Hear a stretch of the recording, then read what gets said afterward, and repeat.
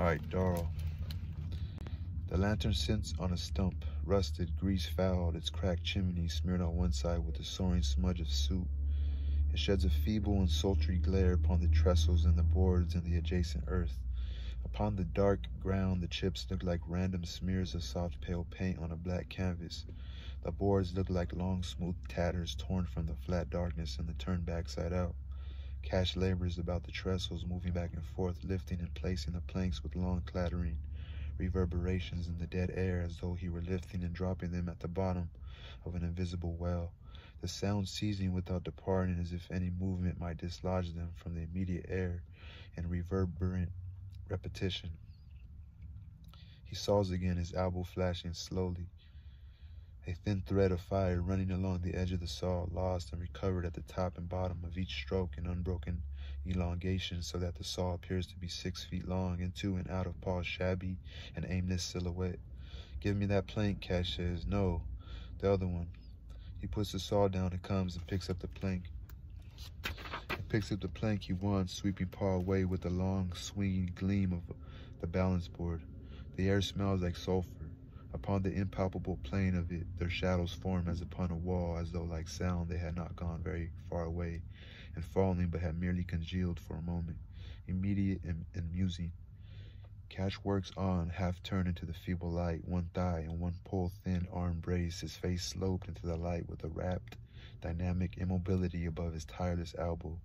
Below, the sky sheet lightning slumbers lightly against it. The trees, motionless, are ruffled out to the last twig, swollen, increased as though thick with young. It begins to rain. The first harsh, sparse, swift drops rush through the leaves and across the ground in a long sigh, as though of relief from intolerable suspense. They are big as buckshot, warm as though fired from a gun. They sweep across the lantern in a vicious hissing. Paul lifts his face, slack-mouthed, the wet, black rim of snuffed plaster close along the base of his gums. From behind his slack face, astonishment he muses as though from beyond time upon the ultimate outrage. Cash looks once at the sky, then at the lantern. The saw has not faltered, the running gleam of its pistoning edge unbroken. "Get something to cover the lantern," he says. Paul goes to the house. The rain rushes suddenly down without thunder, without warning of any sort. He is swept onto the porch upon the edge of it. In an instant, Cash is wet to the skin, yet the motion of the saw has not faltered, as though it and the arm functioned in a tranquil conviction that rain was an illusion of the mind. Then he puts down the saw and goes and crouches above the lantern, shielding it with his body, his back shaped lean and scrawny by his wet shirt, as though he had been abruptly turned wrong side out, shirt and all. Paul returns. He is wearing Jules' raincoat and carrying Dewey Dow's. Squatting over the lantern, Cash reaches back and picks up 4 sticks and drives them into the earth, and takes Dewey Dow's raincoat from Paul and spreads it over the sticks, forming a roof above the lantern. Paul watches him. "I don't know what you'll do," he says, Darl taking his coat with him. "Get wet," Cash says. He takes up the saw again. Again it moves up and down, in and out of that unhurried imperviousness as a piston moves in the oil, soaked, scrawny, tireless, with the lean, light body of a boy or an old man.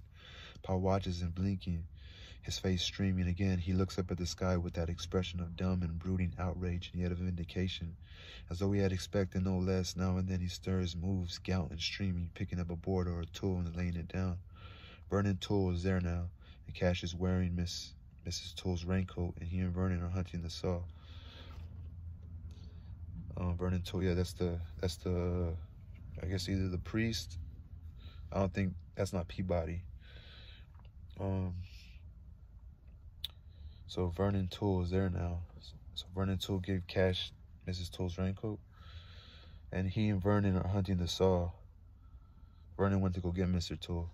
After a while, they find it in Paul's hand. Cash is wearing Mrs. Toole's raincoat, and he and Vernon are hunting the saw. Also, Toole and Cash are looking for, Mr. Toole.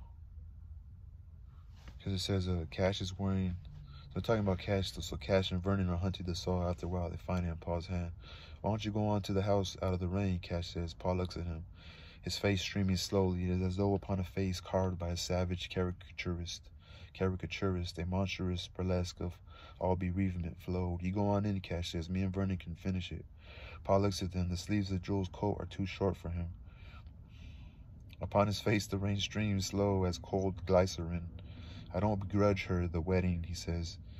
I don't begrudge her the wedding, he says, talking about his wife. He moves again and falls. He moves again and falls to shifting planks, picking them up, laying them down again carefully as though they are glass. He goes to the lantern and pulls out the propped raincoat until he knocks it down, and Cash comes and fixes it back. Get onto the house, Cash says. He leads Paul to the house and returns with the raincoat and folds it and places it beneath the shelter where the lantern sits. Vernon has not stopped. He looks up, still sawing. You ought to done that at first, he says. You know it was fixing to rain. It's his fever, Cash says. He looked at the board. Ah, Vernon says. He'd have come anyway. Cash squints at the board. On the long flank of it, the rain crashes steadily, myriad, fluctuating. I'm going to bevel it, he says. It'll take more time, Vernon says. Cash set the plank on edge. A moment longer, Vernon watches him, then he hands him the plane. Vernon holds the board steady while Cash bevels the edge of it with the tedious and minute care of a jeweler.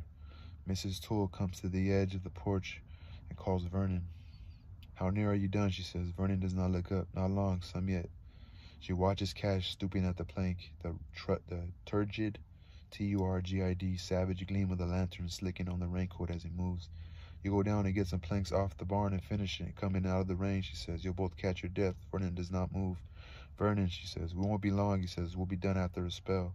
Mrs. Toole, T-U-L-L, watches them a while. Then she re-enters the house. If we get in tonight, we could take some of them planks, Vernon says. I'll help you put them back. Or if we get in a tight, we could take some of them planks, Vernon says. I'll help you put them back. Cash seizes the plane and squints along the plank, wiping it with his palm. Give me the next one, he says. Sometime toward dawn, the rain ceases, but it's not yet day when Cash drives the last nail and stands stiffly up and looks down at the finished coffin. The others watching him in the lantern light. His face is calm, musing. Slowly he strokes his hands on his raincoated thighs in a gesture deliberate, final, and composed. Then the four of them, Cash, Paul, Vernon, and Peabody.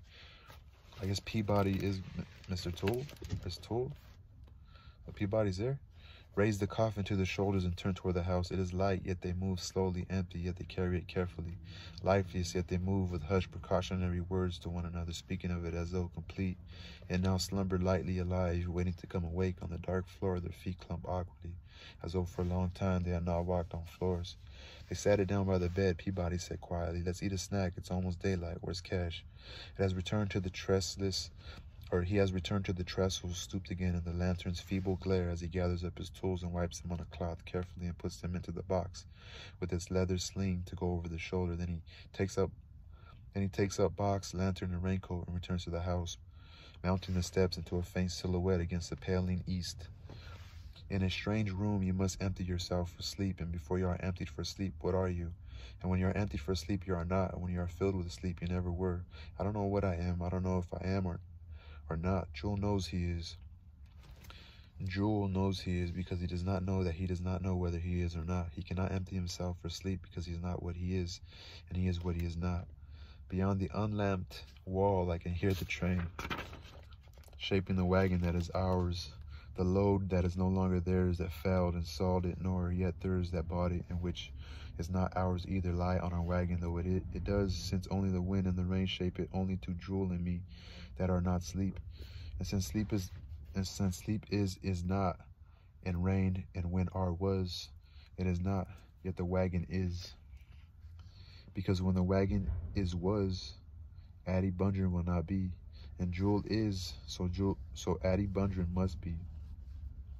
And then I must be, or I cannot empty myself for sleep in a strange room. And so, if I am not emptied yet, I am is. How often I have lain beneath rain on a strange roof, thinking of home.